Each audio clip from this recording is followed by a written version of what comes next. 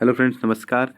इस क्लास में मैं संविधान से की जो अनुसूचियां हैं 12, ठीक है, उनके बारे में यहाँ बात करेंगे। उनसे रिलेटेड जितने भी प्रश्न पूछे गए हैं उनके बारे में यहाँ बात करेंगे, ठीक है। जितने भी प्रश्न पूछे गए हैं सब प्रश्नों पे यहाँ बात होगी।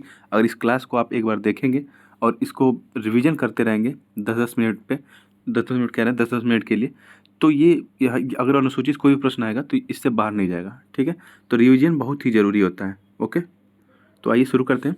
आपका पहला प्रश्न है, भारतीय संविधान में कुल कितनी अनुसूचियां हैं? तो ये रहे आपके ऑप्शन, ठीक है। तो इसका सही जवाब है 12। भारतीय संविधान में आपको 12 अनुसूचियां मिलेगी, ठीक है। मूल रूप से 8 अनुसूची थी, लेकिन कुछ संविधान संशोधन हुए, जैसे कि 8 के अलावा मूल रूप से देखिए 8 अनुसूची थी, लेकिन 8 के बाद 9 जुड़ी, 10 जुड़ी, 11 जुड़ी और 12 जुड़ी, ठीक है। तो 9वीं जब जुड़ी वो प्रथम संविधान संशोधन जब हुआ तो 1951 में पहला संशोधन, तब इसको जोड़ा गया था। फिर 52वां संविधान संशोधन हुआ 1985 में, तो 10वीं अनुसूची जोड़ी गई। 73वां हुआ, ठीक है, तो 11वीं अनुसूची जोड़ी गई। और 74वां जो संविधान संशोधन हुआ 1992 में, ये दोनों 1992 में हुए थे, तो जाके 12वीं अनुसूची जोड़ी गई। और 10वीं अनुसूची की बात करें तो इसमें दल बदल से संबंधित बातें कही गई हैं। और 11वीं में पंचायती राज है और 12वीं में शहरी स्थानीय निकाय के बारे में बात की गई है। पंचायती राज में 29 विषय मिलेंगे और शहरी स्थानीय निकाय में 18 विषय मिलेंगे आपको। ओके, अगर हम संविधान के क्रमांक के अनुसार बात करें तो इसमें कुल 22 भाग मिलेंगे। और अगर आप गणना के अनुसार बात करें तो 25 भाग मिलेंगे, ठीक है। अगर अनुच्छेद की बात करें क्रमांक के अनुसार तो 395 अनुच्छेद है, और गणना के अनुसार देखे जाए तो ये 465 अनुच्छेद हैं। तो यहाँ एक एक लाइन इंपॉर्टेंट है, आप एक एक लाइन पे गौर करेंगे। बाकी मैं अनुसूची के बारे में बता दे रहा हूँ, उसके बाद क्वेश्चन आंसर की तरफ चलते हैं। पहली अनुसूची में आपको राज्य संघ राज्य क्षेत्रों के नाम है, उनके राज्य क्षेत्र का विवरण मिलेगा। दूसरी अनुसूची में आपको वेतन से संबंधित बात मिलेगी, और तीसरी अनुसूची में शपथ से संबंधित बात मिलेगी, और चौथी अनुसूची में राज्यसभा से में स्थानों का जो आवंटन किया गया उससे संबंधित बात मिलेगी, और पांचवी अनुसूची में एसटी जो है जनजातीय प्रशासन और नियंत्रण के संबंधित बात मिलेगी, और छठी अनुसूची में असम, मेघालय, त्रिपुरा और मिजोरम के जनजातियों के क्षेत्र के प्रशासन से संबंधित बात मिलेगी। और सातवें में केंद्र और राज्यों के बीच जो शक्तियों का बंटवारा है, जैसे राज्य सूची के रूप में, संघ सूची के रूप में, समवर्ती सूची के रूप में, तो वो 7वें अनुसूची में मिलेगी। और 8वें अनुसूची में आपको भाषाओं का उल्लेख मिलेगा, जो कि 22 है, आपको पता है। आइए अगले प्रश्न की तरफ चलते हैं। आपका अगला प्रश्न है कि यहाँ पे देखिए अनुसूची दिया गया, यहाँ विषय दिया गया, और ये यूपी पीसीएस 2022 से पूछा गया प्रश्न है। तो ध्यान से इसको देखिए और उत्तर दीजिए। यहाँ पे आप एलिमिनेट मेथड का भी इस्तेमाल कर सकते हैं।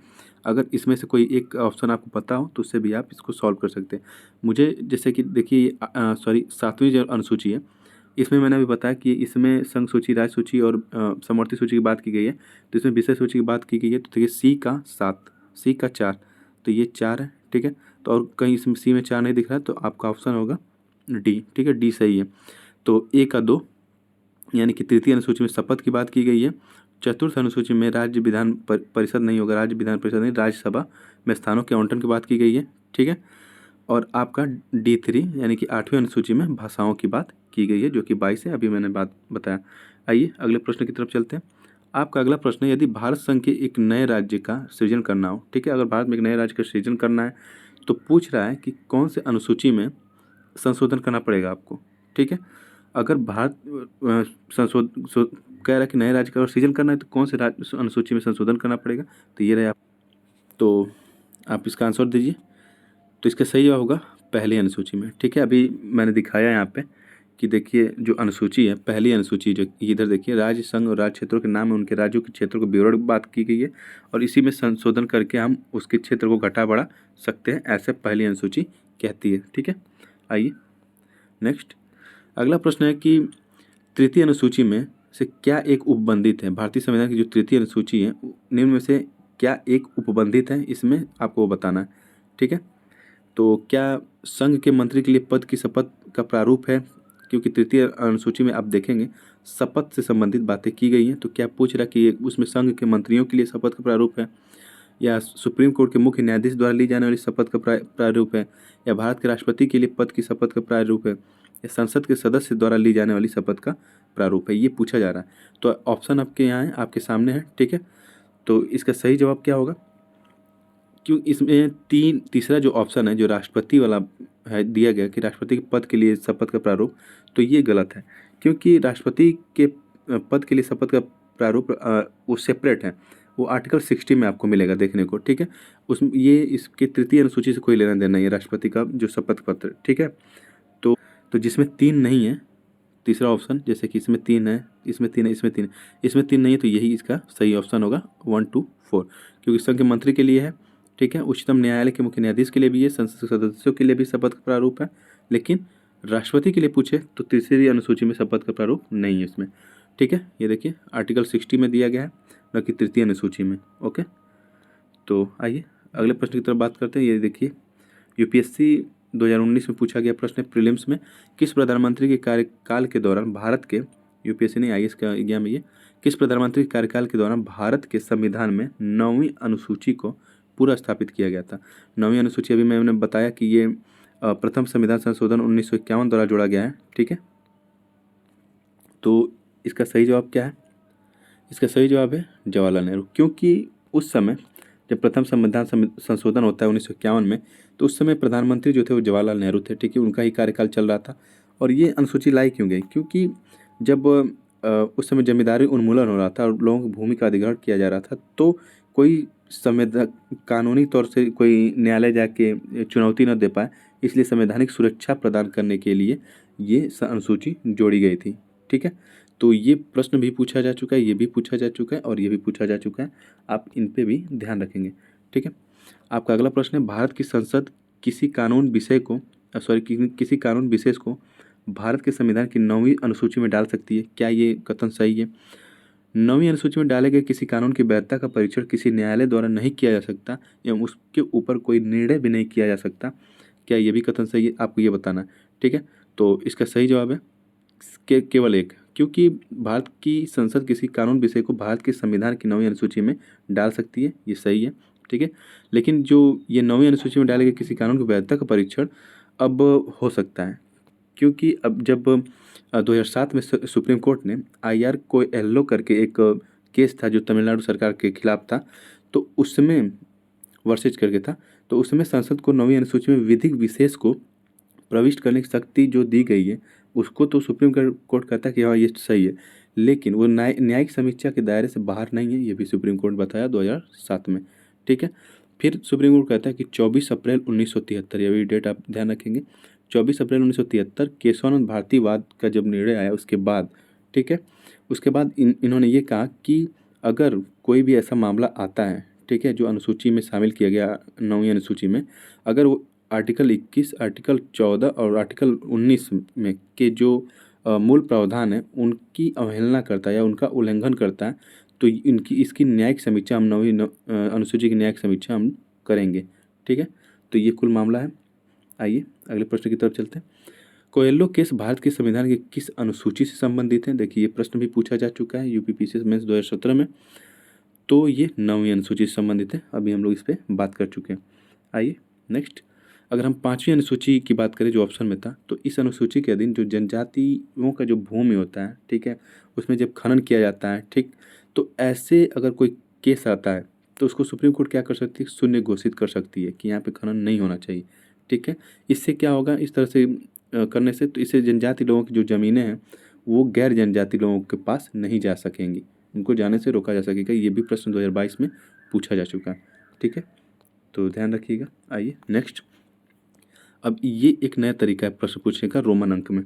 भारत के संविधान की निम्नलिखित अनुसूची में 3 विधायी सूचियों का प्रावधान है, ठीक है, 3 विधायी सूची हैं, संघ सूची, राज्य सूची और समवर्ती सूची, ठीक है।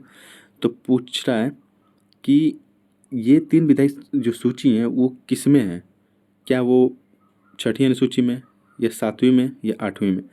तो इसका सही जवाब है 7वीं में, ये कई बार हम लोग देख चुके हैं, ठीक है। आइए आगे चलते हैं। अब देखिए ये जो 7वीं अनुसूची में संघ सूची, राज्य सूची और समवर्ती सूची की बात की गई है, तो उनके बारे में थोड़ा देख लेते हैं। संघ सूची में 97 विषय हैं, ठीक है, अगर कहीं 98 भी देखने को मिलता है। राज्य सूची में 66 विषय हैं, समवर्ती में 47 है, ठीक है। ये 59 और 52 भी देखने को मिलते हैं, इनको आप याद रखिएगा, ठीक है। अगर हम संघ सूची की बात करें तो इसमें जनगणना और डाकघर बचत बैंक शामिल है, ठीक है, संघ सूची में। अगर राज्य सूची की बात करें तो देखेंगे पुलिस, ठीक है, लोक स्वास्थ्य, स्वच्छता और प्रति व्यक्ति कर, ये भी शामिल है, ठीक है, राज्य सूची में। और समवर्ती सूची की हम बात करें तो इसमें आपको देखने को मिलेगा विदेशी मामले, ठीक है, रेडियो और टेलीविज़न प्रसारण संबंधी बातें, शिक्षा, ठीक है, कृषि, पुलिस, वन, ये सब आपको समवर्ती सूची में देखने को मिलेगा। अगर शिक्षा और वन की बात करें तो ये पहले राज्य सूची में थे, ठीक है, लेकिन इसके महत्व को देखते हुए दोनों के लिए महत्व, केंद्र और राज्य दोनों के लिए महत्व को देखते हुए 42वां संविधान संशोधन 1976 द्वारा इसको समवर्ती सूची में डाल दिया गया। यानी कि शिक्षा और वन पहले ये राज्य सूची के विषय थे, बाद में इसको समवर्ती सूची में डाल दिया गया 42वां संविधान संशोधन 1976 द्वारा, ठीक है। अगर हम समवर्ती सूची की बात करें तो जो योजना आयोग बना था वो इसी के तहत बना था, समवर्ती सूची के तहत बना था, ठीक है। ये उत्तराखंड पीसीएस 2002 में भी पूछा जा चुका है और बिहार पीसीएस में 2020 में पूछा था कि जानवरों के प्रति जो क्रूरता की रोकथाम है, ठीक है, ऐसा प्रावधान किस सूची में किया गया, तो ये भी समवर्ती सूची में आपको देखने को मिलेगा। आपराधिक मामले में भी समवर्ती सूची में देखने को मिलेगा। जनसंख्या नियंत्रण और परिवार नियोजन की बात की जाए तो ये भी समवर्ती सूची में देखने को मिलेगा। अगर जनसंख्या नियंत्रण परिवार नियोजन की बात करें तो समवर्ती सूची, अगर जनगणना की बात करें तो संघ सूची, ठीक है। एक और सूची होती है जिसे हम अवशिष्ट सूची या अवशिष्ट विषय कहते हैं, तो ये केंद्र के अधीन आता है, जैसे कि अंतरिक्ष अनुसंधान, ठीक है, तो ये अवशिष्ट सूची में शामिल होता है। ओके, नेक्स्ट आपका अगला प्रश्न है कि भारतीय संविधान के निम्नलिखित में से कौन से प्रावधान शिक्षा पर प्रभाव डालते हैं, तो ये आपके ऑप्शन है, ठीक है। तो अनुसूची में कौन से प्रावधान है, सॉरी, भारतीय संविधान में कौन से प्रावधान है जो शिक्षा पे प्रभाव डालते हैं, तो क्या वो डीपीएसपी है, डीपीएसपी यानी कि डायरेक्टिव स्टेट जो पॉलिसी होती है राज्य के नीति निर्देशक तत्व, तो क्या वो हैं, या ग्रामीण और शहरी स्थानीय निकाय हैं, या 5वीं अनुसूची है, या 6ठी अनुसूची है, 7वीं अनुसूची है, ठीक है।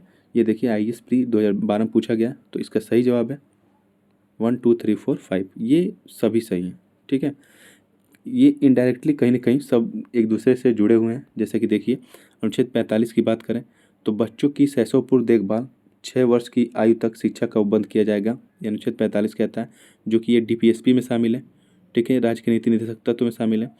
और अगर हम अनुच्छेद 243, अनुच्छेद 243 ब और 6 की बात करें तो इसमें भी शिक्षा का प्रावधान किया गया है, ठीक है। अगर अनुसूची 5 6 7 की बात करें तो इसमें भी शिक्षा का प्रावधान किया गया है, लेकिन अप्रत्यक्ष रूप से मिलेगा, लेकिन मिलेगा जरूर, इसलिए ये पाँचों सही है, ठीक है। अगला प्रश्न, आपका अगला प्रश्न है कि पंचायती राज, ठीक है, रेलवे, पुलिस और गैस, ये सब विषय किस सूची में शामिल है, ठीक है। तो ये आपको राज्य सूची में मिलेंगे। अगर पंचायती राज की बात करें, रेलवे, पुलिस की बात करें, गैस की बात करें तो ये सब आपको राज्य सूची में मिलेंगे। अगर ओनली रेलवे की बात करेगा, ठीक है, तो ये आपको संघ सूची में मिलेगा रेलवे, ठीक है। अगर रेलवे पुलिस की बात करेगा तो वो राज्य सूची में मिलेगा आपको, ठीक है। विवाह, विवाह विच्छेद और गोद लेना संविधान की 7वीं अनुसूची में से जो दिया गया है उसमें किस कौन सी सूची में शामिल है, ठीक है। तो विवाह, विवाह विच्छेद और गोद लेना, ठीक है, तो ये 7वीं अनुसूची के अनुसूची 3 समवर्ती सूची में ये शामिल है, इस बात का भी आप ध्यान रखेंगे, ठीक है। नेक्स्ट अगला प्रश्न है सरकारों द्वारा शुल्क एवं कर लगाने का अधिकार संविधान की किस अनुसूची में उल्लेखित है, ठीक है। तो ये 7वीं अनुसूची है, जाहिर सी बात है, ओके। अभी उसी बात हो रही थी, आइए आगे चलते हैं। ऑप्शन प्रश्न है भूमि सुधार डॉट डॉट के विषयों के अंतर्गत आता है, तो भूमि सुधार आपको राज्य सूची के विषय के अंतर्गत आएगा, ध्यान दीजिएगा। नेक्स्ट भारत के संविधान के निम्नलिखित में से कौन सी एक अनुसूची में दल बदल विरोधी कानून विषयक प्रावधान किए गए हैं, तो ये है 10वीं अनुसूची, ठीक है। नेक्स्ट 52वें संविधान संशोधन 1985 द्वारा दल बदल विरोधी कानून को जोड़ा गया था, ठीक है। 52वें संविधान संशोधन 1985 द्वारा 10वीं अनुसूची आई थी और इसमें 91वां संविधान संशोधन 2003 द्वारा इसमें संशोधन किया गया था, इसका बात का भी ध्यान रखेंगे। संविधान की अनुसूची 6, संविधान की अनुसूची 6 निम्न में से किस राज्य में लागू नहीं है, अनुसूची 6वीं अनुसूची की बात हो रही है, तो पूछ रहा किस राज्य में लागू नहीं है, ठीक है। तो इसका सही जवाब है मणिपुर, क्योंकि ये असम में है, मेघालय में, त्रिपुरा में, लेकिन मणिपुर में नहीं है, मणिपुर की जगह ये मिजोरम होगा, ठीक है। तो मिजोरम ऑप्शन रहेगा तो सही रहेगा, ओके। तो 4 राज्यों में ये लागू है, ओके। आइए नेक्स्ट देख लेते हैं। 4 राज्यों में लागू है, उससे संबंधित कुछ बात कर लेते हैं। जैसे कि प्रत्येक जो स्वायत्त जिला होते हैं, ये जो 4 राज्य हैं उसके जो प्रत्येक स्वायत्त जिला हैं, स्वतंत्र जिले हैं, ठीक है, उसमें 30 सदस्य होंगे। ओके, इस बात पर ध्यान रखेंगे आप। और स्वायत्त जिला में 30 से अधिक सदस्य, जो स्वायत्त जिला बनेगा उसका जो प्रशासन लोग करेंगे वो 30 से अनधिक सदस्य भी हो सकते हैं उसमें, ठीक है, या तो ज़्यादा भी हो सकते हैं, कम भी हो सकते हैं।